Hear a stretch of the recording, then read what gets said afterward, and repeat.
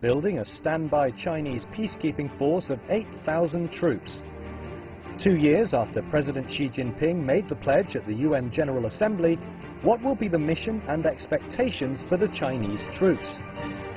As the second largest contributor of funds and the biggest contributor to peacekeeping forces among permanent members of the United Nations Security Council, how should we view China's rise as a peace provider and a major stakeholder at a time when the US is rethinking its global duties? UN peacekeeping missions may sometimes overreach, both politically and militarily. How should China balance its non-interference policy with its UN peacekeeping missions? UN Secretary-General Antonio Guterres proposed an initiative to reform the body's peacekeeping operations. But what are the challenges of prioritizing politics in this unfolding reform?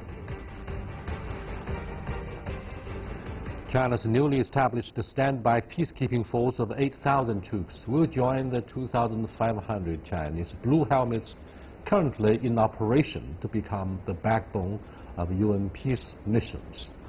What is China's vision as a rising security provider? China began its participation in UN peacekeeping operations 27 years ago by sending 5 military observers to the Middle East in 1990. What are the new dynamics in global security cooperation, and how will the UN prioritize politics while reforming peacekeeping?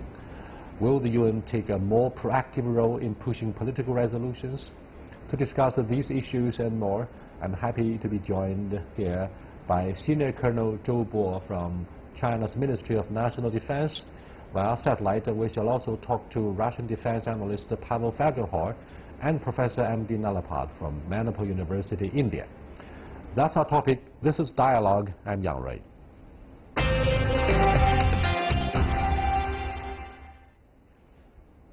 First of all, Senior Colonel Zhou, what do you mean by standby troops? Standby troops means these troops have yet to join the UN peacekeeping missions, because the thing is, according to the procedure, you have to stand by for a certain period of time to meet a UN standard, which are categorized as level 1, level 2, or level 3. Because if you have such a wish, you got to register with UN first before they come to inspect your readiness, and then you sign MOU. So that is the procedure required. It doesn't mean that you will be sent to wherever you want, but you will be handpicked by UN to be sent wherever the UN wants you to be. Can this army also be called rapid deployment troops? No, this is different, because the so-called 3 levels, that is referring to the conventional readiness, but the rapid response force, or what the UN called the avant-garde brigade, is actually higher than that readiness, but it's because the vanguard brigade had to be deployed within 60 days to the most troubled spots. In other words, the standby troops will have to be put on high alert and get ready for whatever missions they are designated by the UN Security Council. Let me get to a Russian commentator, Pavel Fagerhor. Hello, Pavel. Hello, hello. Can you brief us on your thoughts on the task and the mission of the Blue Helmet troops of the UN Security Council, particularly the issue of 8,000 standby troops by the Chinese government? Does it mean that we are one of the P5 members, so we have a greater commitment to peacemaking throughout the world? Well, initially, of course, the UN, it was the United Nations fighting the Germans and the Japanese in the Second World War, led by the British Empire and the United States, and the organization that was formed in the fire of the Second World War was seen as a kind of, I don't know, worldwide military alliance. So it would be a kind of military organization primarily that's going to keep the peace on the face of the world, which of course did not happen entirely. And now it's a kind of, it's very different. There's the Article 5 missions and there's the Article 7 missions. Article 7 are rare. It's like, you know, the Korean War, where the American-led coalition fought under the UN flag, or Somalia in the beginning of the 90s. Mostly it's that's kind of for fighting. But there's also mostly Article 5, where that's peacekeeping and observing, where they have weapons but practically never use them at all in any kind of circumstance, though they have a mandate for self-defense. And of course, American troops don't take part in Article 5 missions, because there's an old tradition that soldiers should not be under foreign command. So it's actually mostly a kind of neutral countries and small military countries, like, say, Finland and Norway, where I met officers. I mean, all of them were in different UN missions. So that's kind of, this is not for the big powers per se. Russia also didn't take part in many UN missions, and some, because this is, Article 5 is mostly for smaller and neutral countries. But since there's always there's a deficit of troops available, well, I think Chinese will be welcome, but again, not in any mission. It depends. I mean, not any country maybe will want to see Chinese troops, maybe. So it's going to be a bit complicated, but they will be used. And most likely they will not be used for combat. They will be used on so-called white jeep missions. Right. It's going to be viewed as a symbolic presence of the peacemaking and peacekeeping troops from the UN Security Council. Let me cross over to Professor M.D. Nalapad for his comments on why India deserves credit for being able to maintain such a high level consistently of peacekeeping troops throughout the world. Now, Professor Nalapad, tell us why. Well, an important reason is the fact that India, as you know, is not a permanent member of the UN Security Council. It's been trying to become a permanent member for more than 60 years. And one of the ways in which the establishment in India believes it can have greater progress towards that is to show that India is fully on board with the United Nations in various peacekeeping missions. So this is another way in which India is showing that it's of great assistance to the UN, and in that way it is building up its credentials finally to become a permanent member of the UN Security Council, the way China and Russia are. In your estimation, Professor Nalapad, is it a realistic goal for India to be listed and taken as yet another permanent member of the UN Security Council, given the commitments consistently that your government has been pursuing? Well, I'd like to say that the getting involved with Japan and with Germany and with Brazil, frankly, I think that has diminished the chances of India. I think India would have had a much better chance alone than, for example, along with Japan or even with Germany.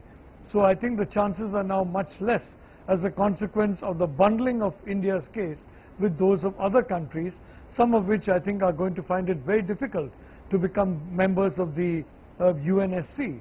So I think we do have a problem, and I'm not really expecting any kind of an expansion of the UN Security Council permanent membership anytime soon.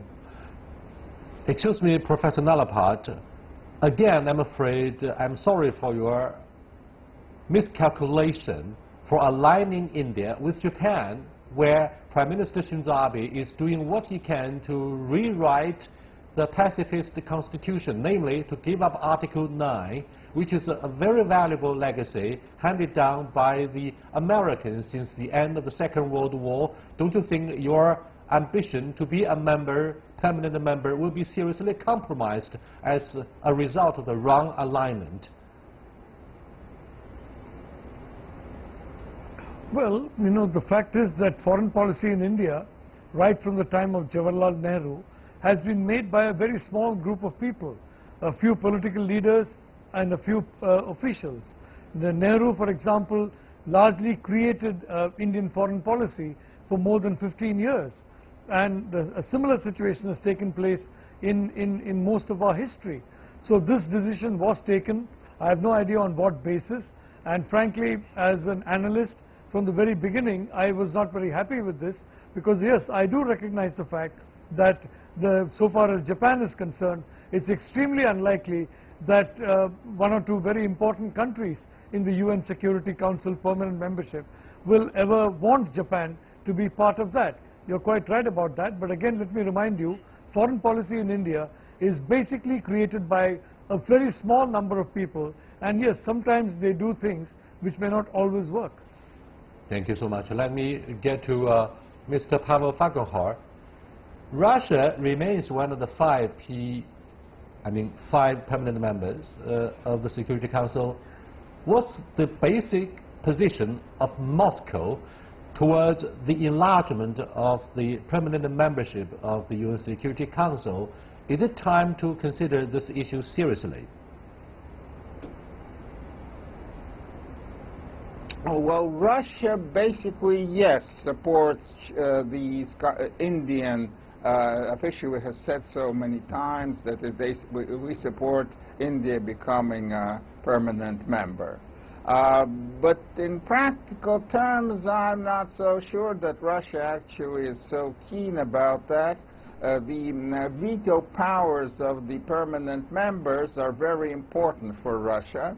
If there is going to be an expansion, will the new members also get a veto power? One or maybe several. And if they do, that could make the Security Council rather unruly and even less effective than today. And it will, to some extent, devalue Russia's veto power. And if they don't get a veto power, then there'll be high pressure for the others, the old permanent members, to lose their veto powers. And that's what Russia doesn't want at all. So basically, I believe Russia would like to see the present arrangement stay more or less intact. But yes, we say that we very much support India becoming a permanent member, understanding that most likely that will not happen anytime soon, and that's also good enough. Right. Therefore, rhetoric from the official statements would be more important than the actual execution of such a reform. We all know that the history of the UN Security Council was very much marred by our bitter memories on the exercise of veto between the two superpowers, the former Soviet Union and the United States.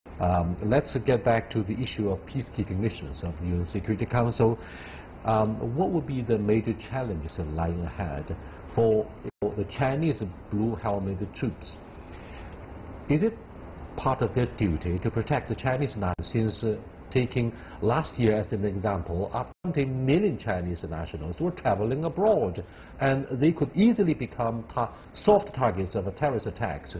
Taking the evacuation from Libya as yet another example, huge coordination was made by Chinese diplomats to make sure that our nationals would be brought home safely. Do you think our flotilla, which is currently patrolling the Somali waters, would be involved in such a mission of protecting the nationals? Second question, if you may, Senior Colonel Zhou.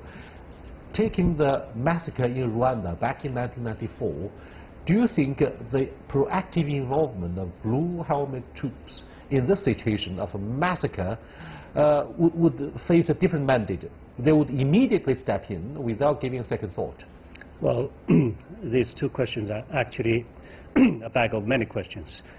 On the first question, first of all, Chinese peacekeepers are not supposed to only protect the Chinese citizens abroad, because they are supposed to protect the civilians who are at risk in the very place where they are deployed. In other words, they take orders from the UN Security Council, yes, not from the Chinese authorities. Absolutely. And this is a great, great difference, because you can't just send out your troops to protect your own national interest, because you are supposed to more to fulfill your international obligation. So you do what the United Nations wants you to do rather than to protect your own citizens from it. Therefore, the embarrassing scene in the last part of Wolf Warrior 2, a very popular movie that harvested a very impressive box office last month, the Chinese peacekeeping forces would only take instructions from the UN Security Council on the issue of whether militias in one of the African countries have actually violated the international law,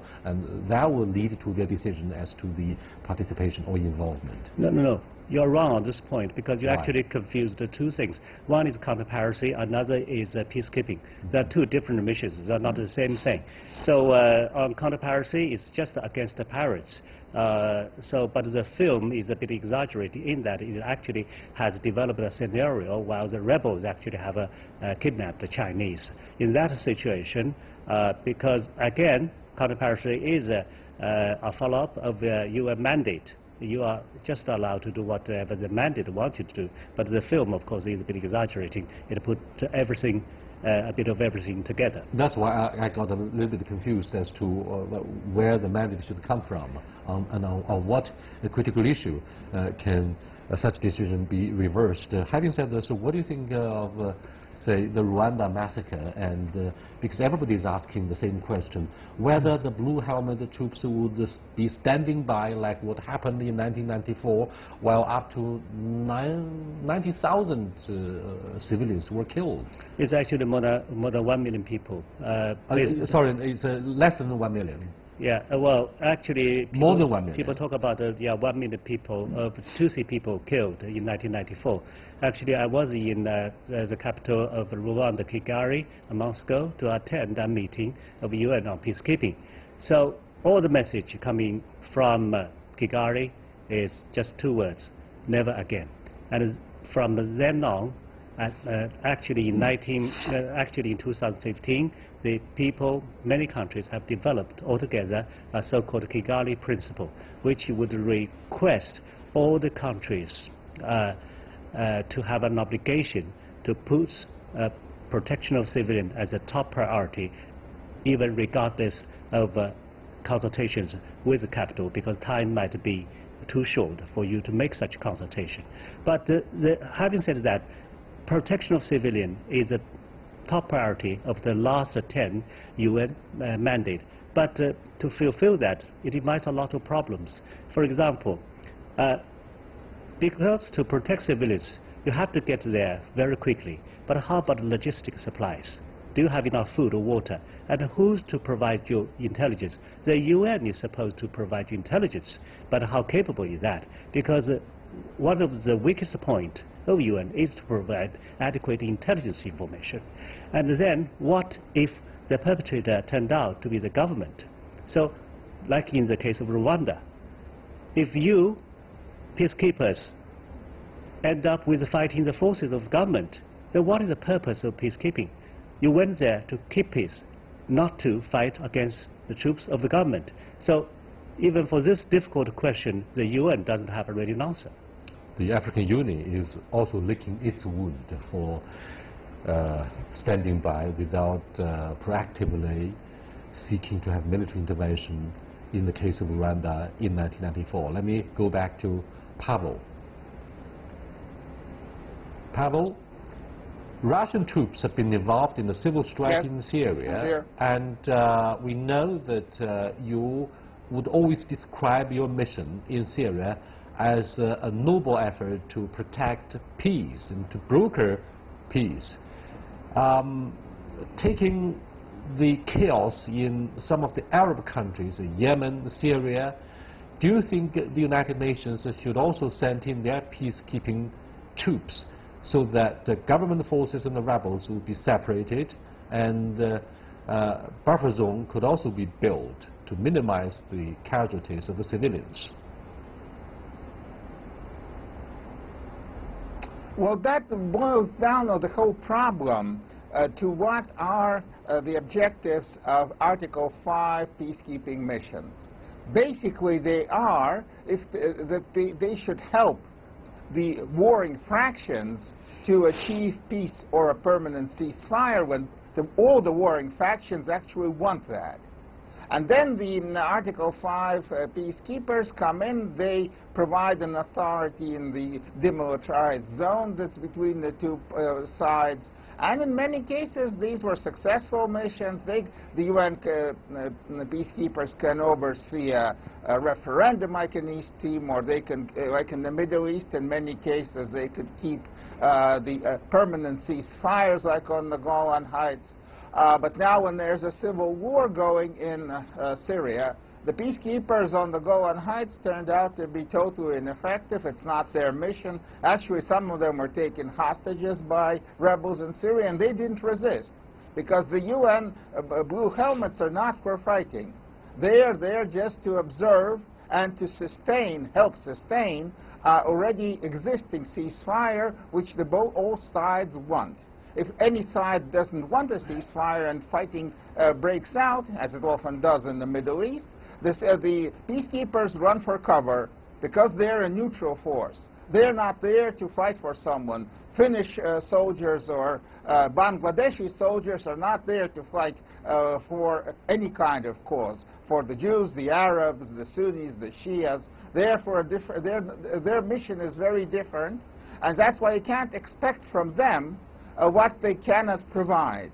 They cannot provide actual, real security and peace in a war situation. The issue of denuclearization is well underway in the Korean Peninsula, which remains so far the most dangerous legacy of the Cold War, if not the Second World War, because no peace agreement has been signed between the two Koreas. And we all know the dangers of the demilitarized zone, the DMZ, in the divided Korean Peninsula. Therefore, do you think it's a good idea to send in peacekeeping forces and separate the two Koreas, although the most dangerous haunting specter remains the nuclear bombs, not conventional warfare? But isn't it a good idea to sort of dilute the dangers of having conventional confrontation by sending in blue helmet troops from the United Nations?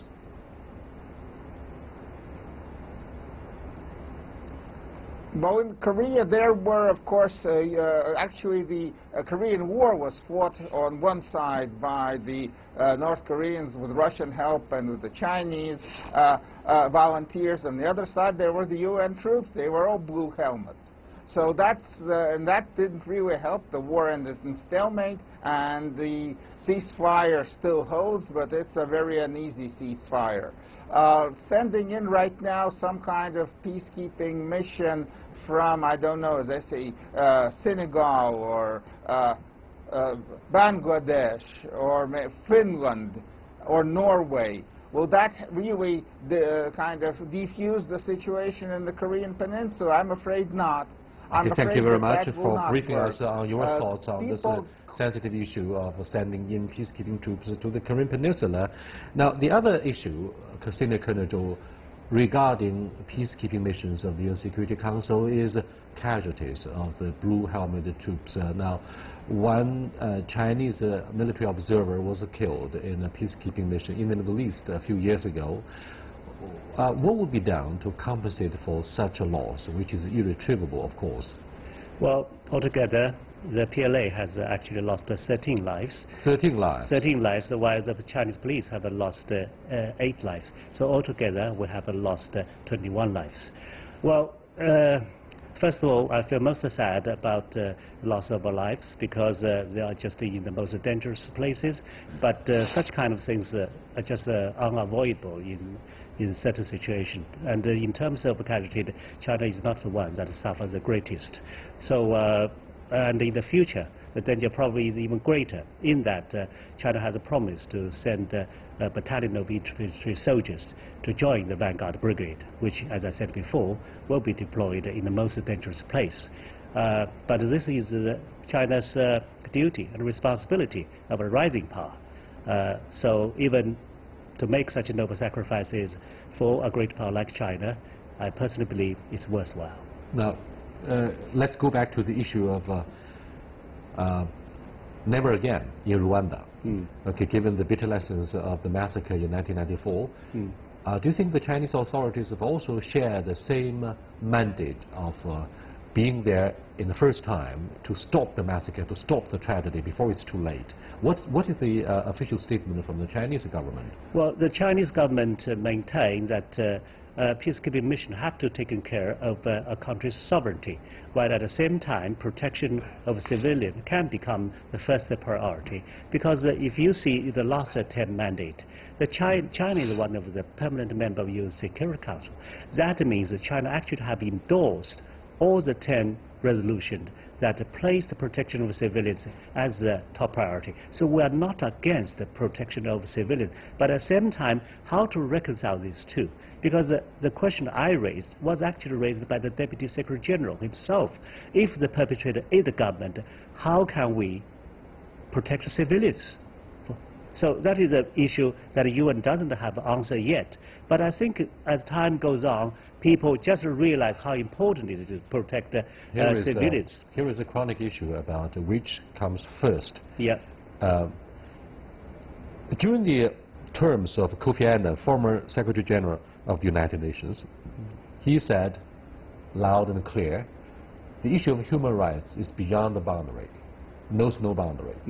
Having said this, let's go to Pavel Fagohar for his understanding and comments on the issue of sovereignty. Well, Russia. Hello, Pavel. Yes, I'm here. Do you think the sovereignty... there was, of course, I mean, even talking about the Rwanda-type situation, there was a Rwanda-type situation in Somalia in the beginning of the 90s, when there was a bitter civil war, a breakdown of government, and civilians were suffering very much. And then there was a Article 7 UN mission led by the Americans mostly, who went in to try to save the civilians, distribute humanitarian aid. You know, that ended up not very good. Somalia is still a basket case state. There were American losses, severe losses, and the Americans then withdrew. Basically, that mission was more or less a non-successful mission. So even if there is the will to go in and will to use force to help civilians, in many very complicated situations in Africa and maybe in Asia, particularly in Africa, it's a very, very hard job to actually do it, especially in the framework of the UN, which is very cumbersome in all its decision-making. Even when all the permanent members agreed, like on the Somalia mission then in the beginning of the 90s, still it's not very easy. That's why increasingly there are non-UN peacekeeping missions in former Yugoslavia, in the former USSR, in different kind of zones in Georgia and Moldova. In many other places, there are kind of localized, NATO-led, Russian-led, CIS-led, to kind of avoid the cumbersome UN procedures. Thank you so much, Pavel. Very quickly, Senior Colonel, what will be the most dangerous challenges lying ahead for the Blue Helmet troops when we look into the future? Are we talking about Chinese troops or the troops of all the world? In general. Well, I think the gap is people's high expectation and the shrinking financial guarantee. For example, Donald Trump has said that he would cut $1 billion for peacekeeping missions of the UN. The other thing is how UN can provide adequate and on-time intelligence and adequate logistics supply, and how new technology such as drones could be applied for reconnaissance, for information sharing, so on and so forth. These are indeed very good questions in addressing the challenges lying ahead for the Blue Helmet troops of the UN Security Council. I'll see you next time.